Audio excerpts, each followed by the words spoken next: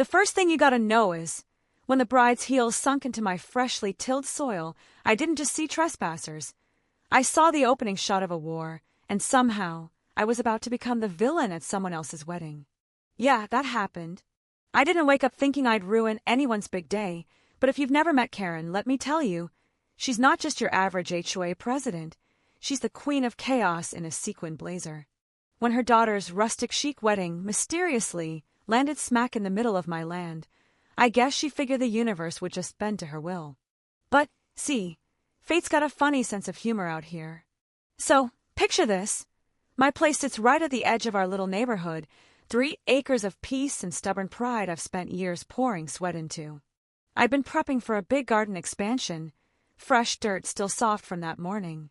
Fenced posted, no trespassing, signs clear as day, my property line's about as blurry as a brick wall. But somehow, Karen managed to gaslight half the HOA into thinking my land was an used community space, which in Karen speak means free real estate for her daughter's love story. How'd I find out? I came home early, that's all. Supply run went quicker than expected. But the minute I stepped out of my truck, there was music drifting through the trees, something soft and annoyingly romantic, like a perfume ad. Thought maybe someone nearby was just feeling sentimental. But the deeper I got, the more I smelled barbecue, expensive perfume, and pure entitlement, all wafting through my tomatoes. That's when I saw it. Rows of white chairs, floral arches, a catered buffet, and 40-odd guests wandering around like they owned the place. The cherry on top, a huge banner strung between 2 of my fence posts, screaming, "Welcome to Chloe and Brad's forever." I mean, was I hallucinating?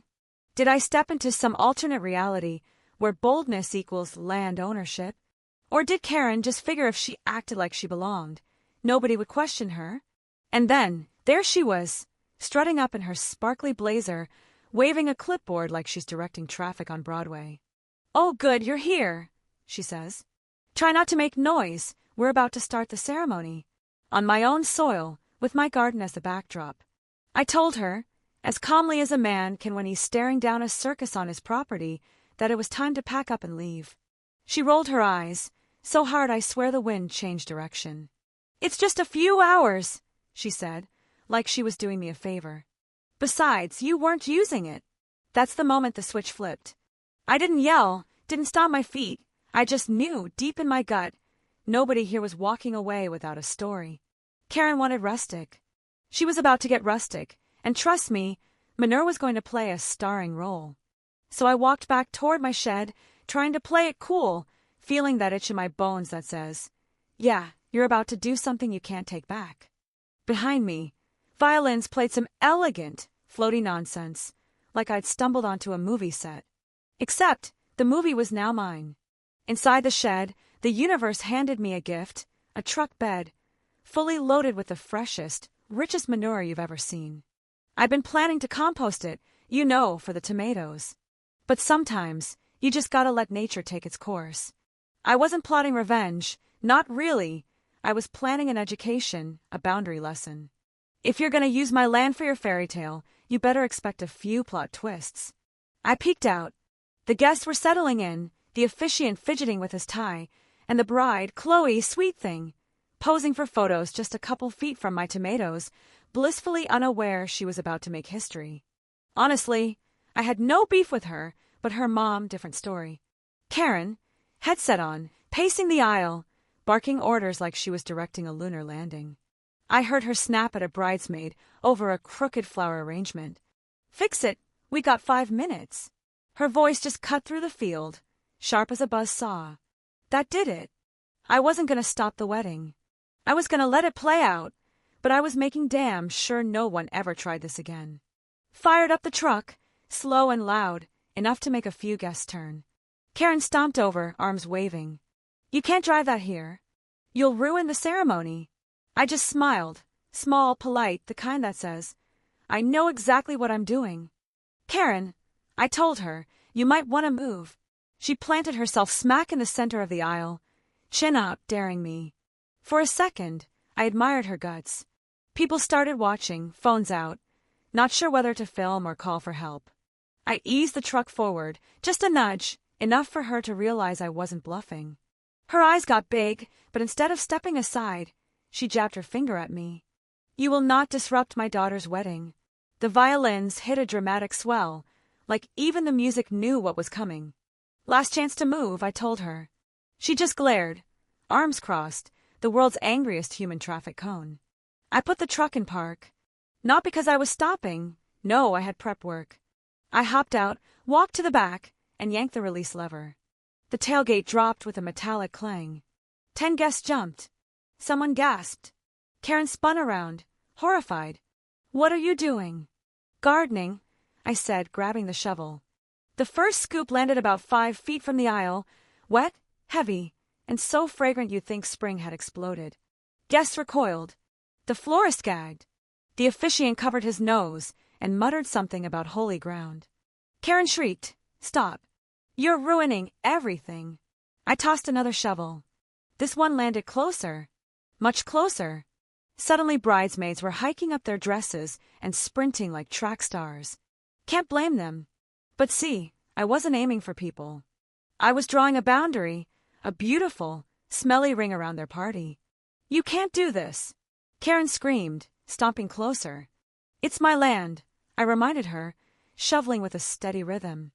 And you're trespassing. Her face twisted like she'd sucked on a lemon. This is a special day. My daughter deserves perfect memories. Another scoop. She'll definitely remember this. By then, the smell had settled. Thick, earthy, and completely unavoidable. Guests streamed toward the road, coughing and swearing. Somebody knocked over the cake table. The whole masterpiece hit the grass with a splat, and I swear you could hear Chloe's heart break from across the field. Through it all, the bride just stared, bouquet clutched, horror blooming in her eyes. Karen stomped her foot. You're done. I'm calling the HOA, the police, everyone. I shrugged. Great. Tell them to bring a shovel. She stormed away, phone in hand, barking into the receiver like she could will the cavalry into existence. The rest of the wedding party scattered. Chloe finally approached, tiptoeing around the manure in her dress, eyes wide. Why are you doing this? My anger softened a bit. She wasn't the problem. Didn't want to ruin your day, honestly. Just wanted my land respected. Nobody asked. Nobody checked. She sighed. We were supposed to use the community garden, but it got double booked. Mom said she had a backup. I didn't know it was trespassing. She looked so tired. She didn't tell you? I asked. She shook her head, said it was handled. Before I could say anything else, 3 HOA board members showed up, Gary, Linda, Pam, all marching up like they'd rehearsed it. Gary, acting like he's the voice of reason, cleared his throat. We received a complaint about manure interference. I raised a hand. Before you start, this is my land. They were trespassing. Linda waved her clipboard.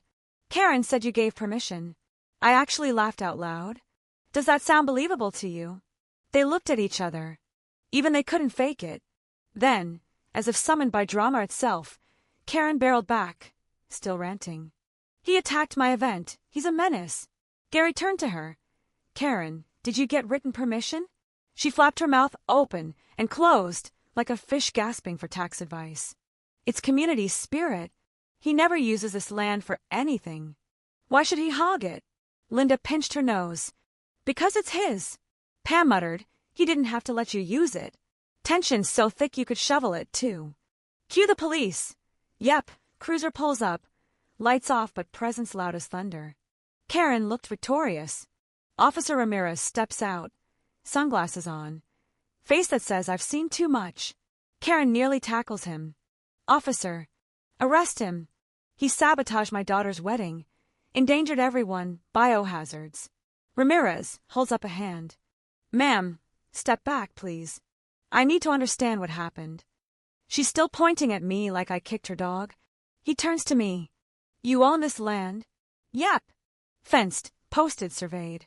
Got documents if you want them. And you didn't give permission for the event?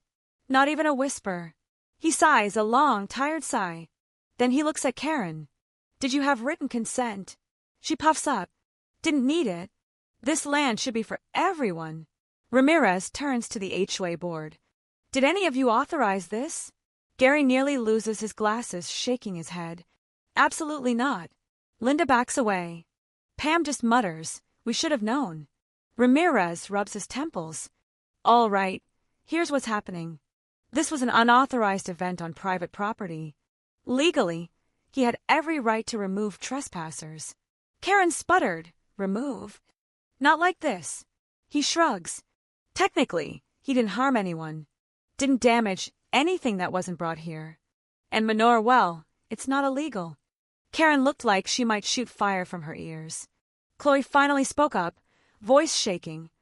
Officer, please don't arrest anyone. Can we just leave? He nodded. Yes. You all need to clear the property.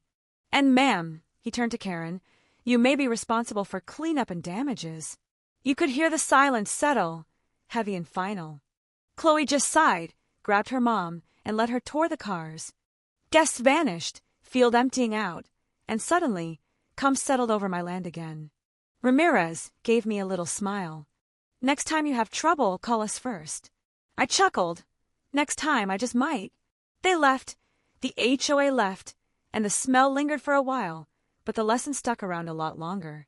Karen never tried anything on my land again. So let me ask you, what would you have done if someone threw a whole wedding on your property without even asking? Ever had a neighbor push you that far? Drop your wildest story, or your take on justice below. Hit like if you've ever had to draw your own line in the dirt. And don't forget to subscribe if you want to hear more HOA drama that'll make you grateful for every inch of peace you've got.